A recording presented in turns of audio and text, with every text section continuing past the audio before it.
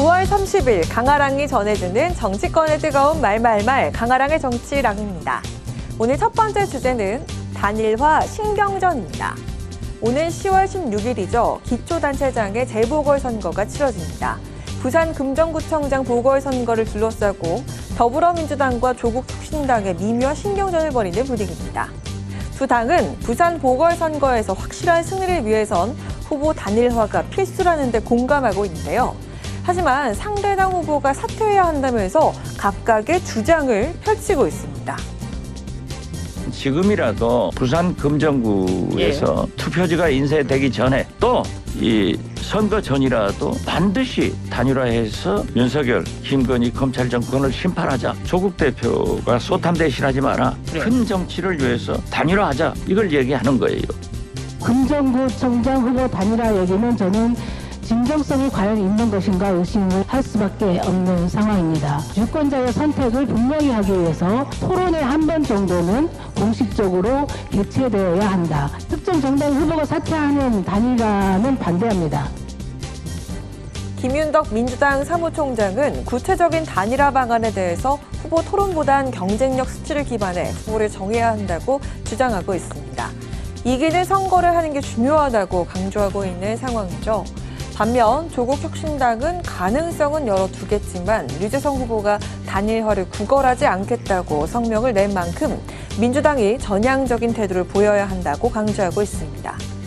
부산 금정 재보궐선거의 승패는 2026년 지방선거에서 선전을 가늠할 수 있는 전초전이 될 수 있습니다. 때문에 두 당으로선 절대 양보할 수 없는 지역이 됐습니다. 후보 등록이 마감될 상황에서 혁신당은 투표 용지가 인쇄되는 10월 7일을 후보 단일화 기한으로 제시했습니다. 그러면서도 사전투표를 하는 다음 달 11일과 재보궐선거 하루 전인 10월 15일까지도 단일화에 대한 가능성을 열어두겠다고 밝힌 상황이죠. 여론조사 기반이냐, 정책 토론회를 통한 결정이냐, 단일화 후보 방식을 두고 접점을 찾지 못하는 민주당과 혁신당, 양당 간의 팽팽한 줄다리기는 당분간 계속될 것으로 보입니다. 자, 이어서 오늘 두 번째 주제는 불붙은 증인 전쟁입니다. 내달부터 시작되는 22대 국회 첫 국정감사를 앞두고 증인 채택을 둘러싼 여야의 신경전이 치열해지고 있습니다. 거대 야당은 김건희 여사의 각종 의혹을 겨냥해서 관련자들을 국회 증인으로 출석시키겠다는 계획인데요. 반면 여당은 이재명 더불어민주당 대표의 사법리스크 관련자들을 증인으로 신청하겠다면서 맞불을 놓은 상황입니다. 자, 먼저 민주당은 도이치모터스 주가 조작 의혹과 명품백 수수 논란, 공천 개입과 노문 표절 의혹을 집중적으로 살펴보겠다는 전략입니다. 앞서 민주당은 김 여사를 포함한 증인 참고인 명단을 야당 단독으로 의결했죠.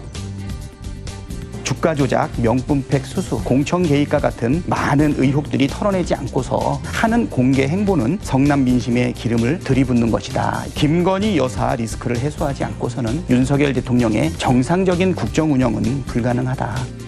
국감이 완전히 정쟁의 장으로 지금 변질되어 갈 조짐이 보입니다. 서로 협상에 의해서 정인 채택 여부를 결정해 나가는데 일부 상임위에서 일방적으로 정쟁 목적으로 지금 정인을 채택해서 밀어붙이고 있는 상황입니다.